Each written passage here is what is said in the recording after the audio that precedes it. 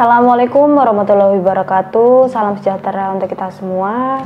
Halo sahabat Bawaslu Kota Yogyakarta dimanapun Anda berada. Jumpa lagi bersama kami dalam acara podcast Bawaslu Talk episode ke-14 dengan tema pengembangan komunitas alumni pendidikan pengawas partisipatif. Bersama saya Winda Rizky Astuti yang akan menjadi host dalam Bawaslu Talk episode 14 kali ini. Narasumber episode kali ini spesial nih karena kita menghadirkan langsung narasumber dari Bawaslu Kabupaten Kulon Progo.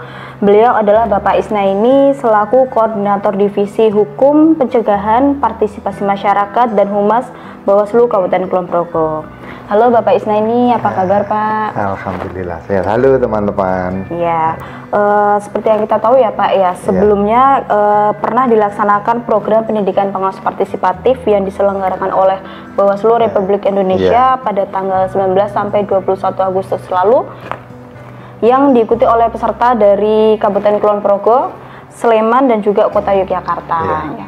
Dari program ini lalu terbentuk alumni ya Pak, alumni pendidikan pengawas partisipatif atau P2P, dan kami juga melihat nih Pak di Bawaslu Kulon Progo itu ya Pak ya telah terbentuk suatu komunitas yang lahir dari peran serta Bawaslu Kabupaten Kulon Progo, yang mana komunitas tersebut berasal dari alumni P2P. Ya. Mungkin boleh diceritakan nggak sih Pak komunitas tersebut itu apa, lalu bagaimana awalnya dan juga peran dari Bawaslu Kulon Progo hingga terbentuk komunitas tersebut? Iya, jadi komunitas teman-teman alumni P2P Pendidikan Partisipatif itu sebenarnya kalau di Kulon Progo sejak tahun yang angkatan pertama 2019 2020 kemudian itu mereka sudah ada alumninya, kemudian mereka secara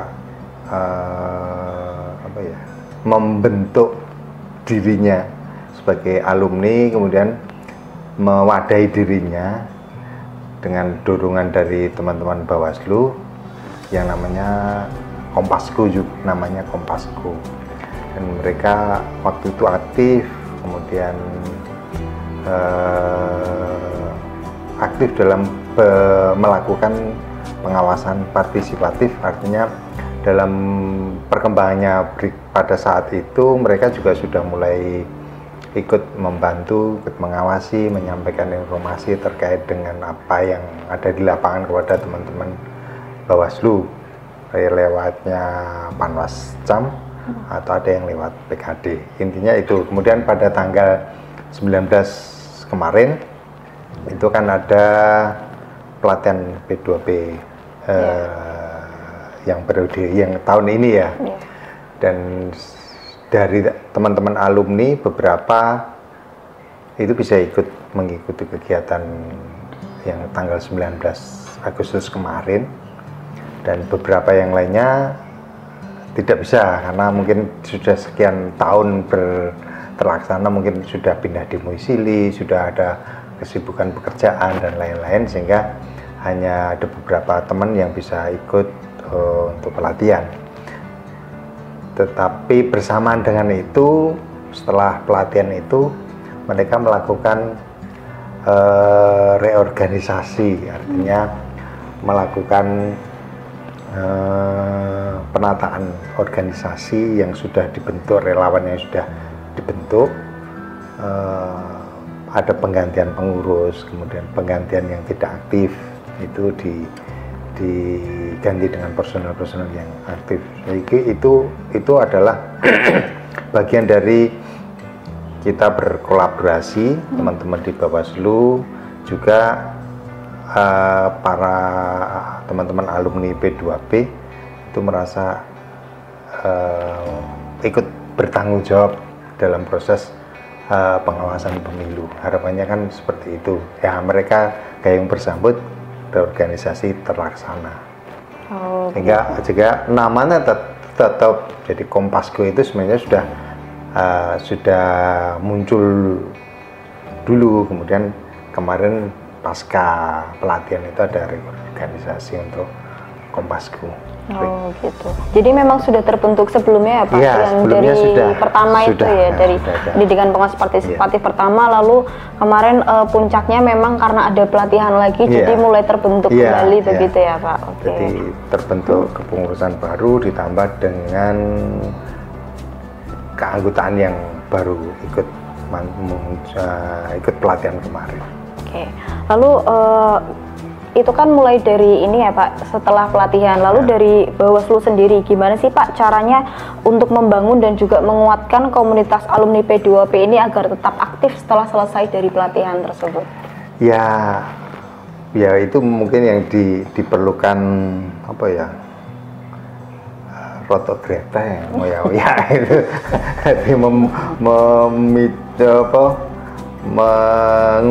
memberi kata-kata apa, bukan maksudnya memberi hal yang membuat mereka tertantang untuk kemudian melakukan kegiatan-kegiatan. Misalnya begini, di mereka ketika sudah ada organisasi terus ada kesepakatan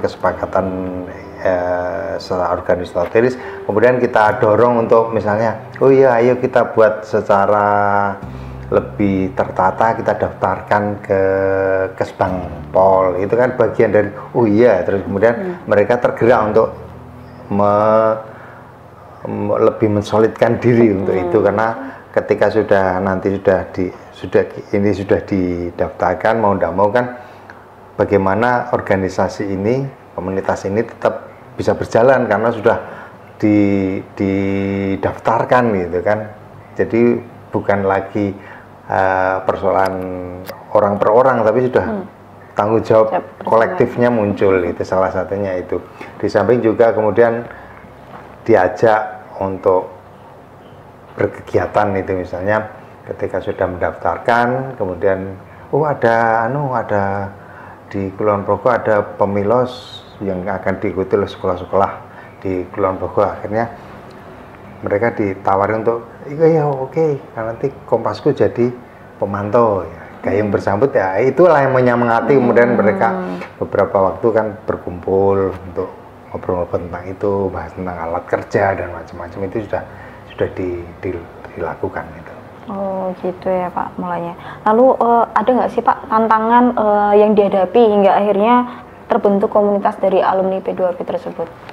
Saya pikir ya tantangannya sih jauh lebih banyak ya. Artinya kan komunitas sifatnya relawan, kesukarelawan, memupuk jiwa sukarela itu kan bukan persoalan yang mudah. Jadi memilih kemudian mengajak mereka teman-teman yang secara sukarela mau bergabung dengan relawan partisipatif, itu saya pikir sesuatu yang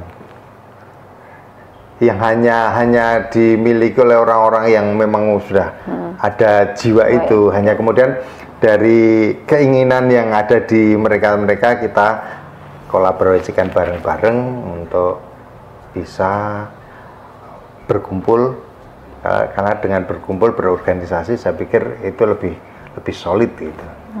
Gitu. Jadi misalnya tantangannya terkait ada yang sudah bekerja waktunya full di pekerjaan, kemudian ada yang sudah pindah domisili, jadi lewat. Kemudian ada juga yang ya mungkin statusnya sudah tidak di Kulon Progo dan bekerja tidak di Kulon Progo, atau mungkin sudah, kalau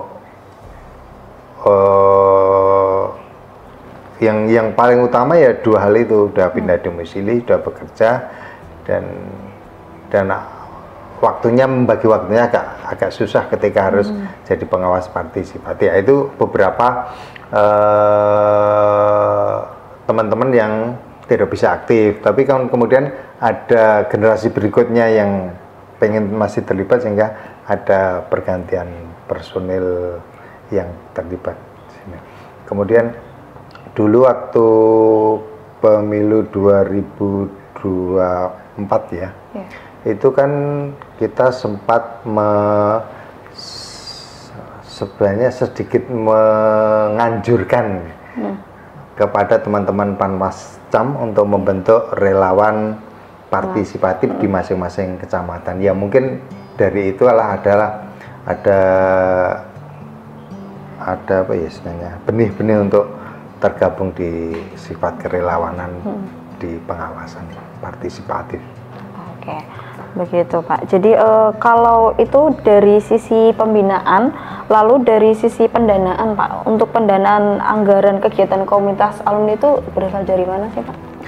Kalau dari pendanaan, kalau dari Bawaslu juga jelas itu nggak memungkinkan ada.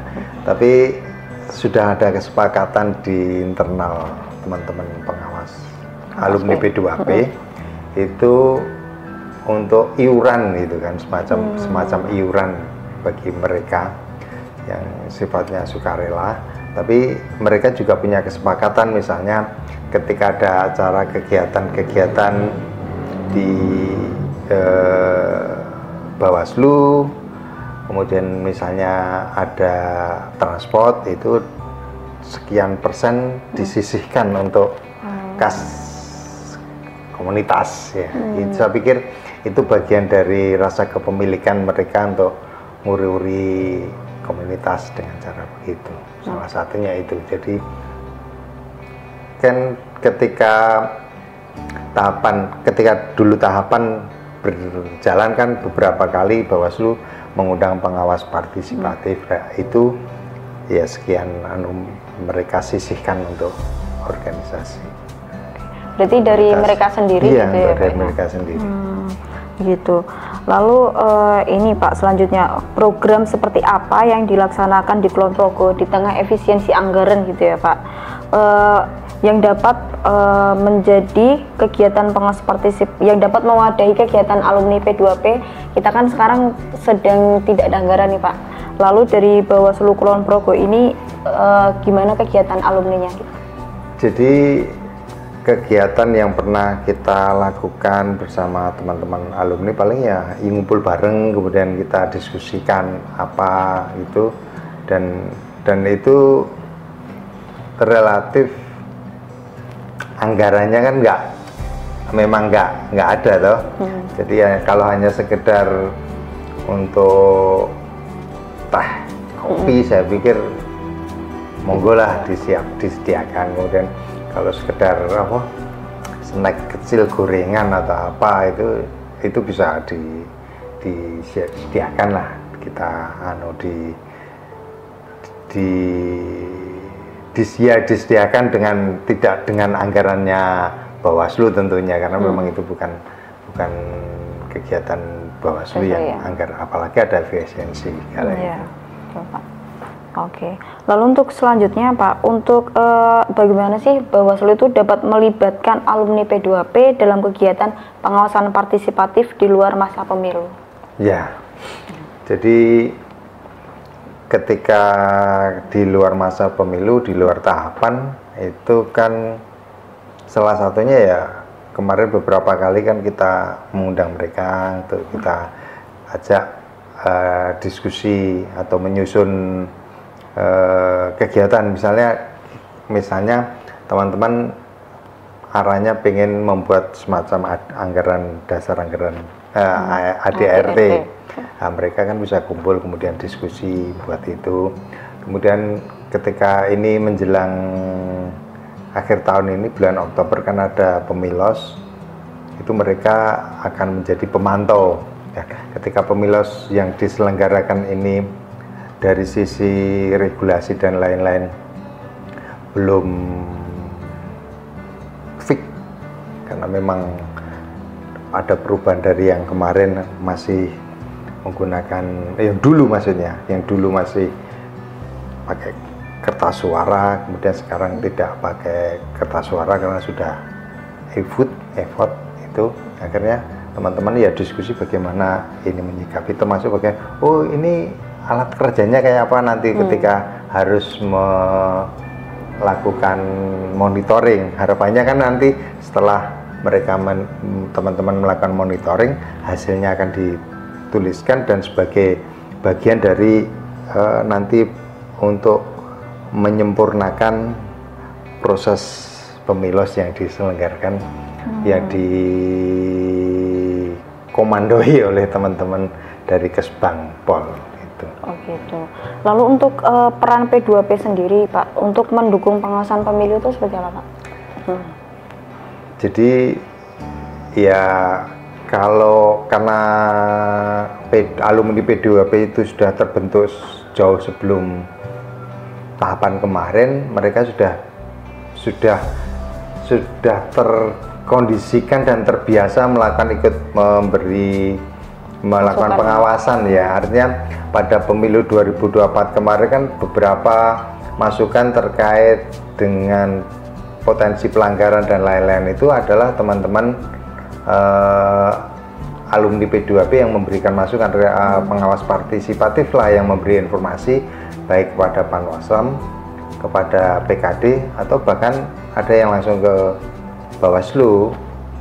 Jadi mereka sudah bisa memposisikan dirinya sebagai pengawas partisipatif. Hanya ketika pasca tahapan ya sekarang baru lebih kepada merawat, menjaga itulah dengan tetap menjalin komunikasi dan lain-lain. Itu harapannya semangat itu akan tetap terpelihara sampai nanti pemilu di tahun 2029. Oke, baik. Pertanyaan terakhir nih Pak. Apa sih Pak harapannya terhadap komunitas alumni P2P ini dalam mendukung pengawasan ke depan? Ya, harapannya sebagaimana slogannya Bawaslu kan, bersama rakyat awasi pemilu, bersama Bawaslu tegakkan keadilan pemilu. Maka pengawas partisipatif ini bagian dari melibatkan masyarakat untuk mengawasi pemilu. Kemudian teman-teman pengawas partisipatif ini kan tentunya ada sedikit banyak ada peningkatan kapasitas pengetahuan dan seterusnya ketika mereka sering berinteraksi, bergabung di komunitas pengawas partisipatif. Itu mereka harapannya bisa menularkan semangat itu dan pengetahuannya itu, sehingga pengawasan terhadap pemilu itu akan lebih banyak dilakukan oleh masyarakat, dan masyarakat akan semakin cerdas dalam mengikuti pemilu sekaligus mengawasi jalannya pemilu, sehingga keadilan pemilu itu bisa ditegakkan. Ya, artinya Bawaslu yang bertanggung jawab terhadap itu, tapi pengawas laporan, kemudian peran serta masyarakat untuk ikut mengawasi itu akan bisa menghadirkan pemilu yang lebih berintegritas dan bermartabat. Saya pikir itu. Baik, terima kasih Pak Isna sama-sama. ini. Semoga adanya komunitas yang berasal dari alumni P2P ini semakin bertambah ya Pak, dan juga dapat menularkan ke daerah-daerah yang lain begitu ya Pak. Dan juga semoga juga nanti dapat memberikan manfaat bagi Bawaslu, menjadi bagian dari Bawaslu untuk menjadi pengawas partisipatif. Gitu. Kami ucapkan terima kasih kepada Bapak Isna ini atas kehadirannya sebagai narasumber dalam podcast Bawaslu Talk episode 14 ini. Untuk penonton setia Bawaslu Kota Yogyakarta, jangan lupa untuk like, subscribe, share, dan follow media sosial Bawaslu Kota Yogyakarta. Untuk mengakhiri podcast ini, mari kita ucapkan bersama tagline Bawaslu, bersama rakyat awasi pemilu, bersama Bawaslu tegakkan keadilan pemilu. Wassalamualaikum warahmatullahi wabarakatuh. Sampai jumpa dalam episode berikutnya.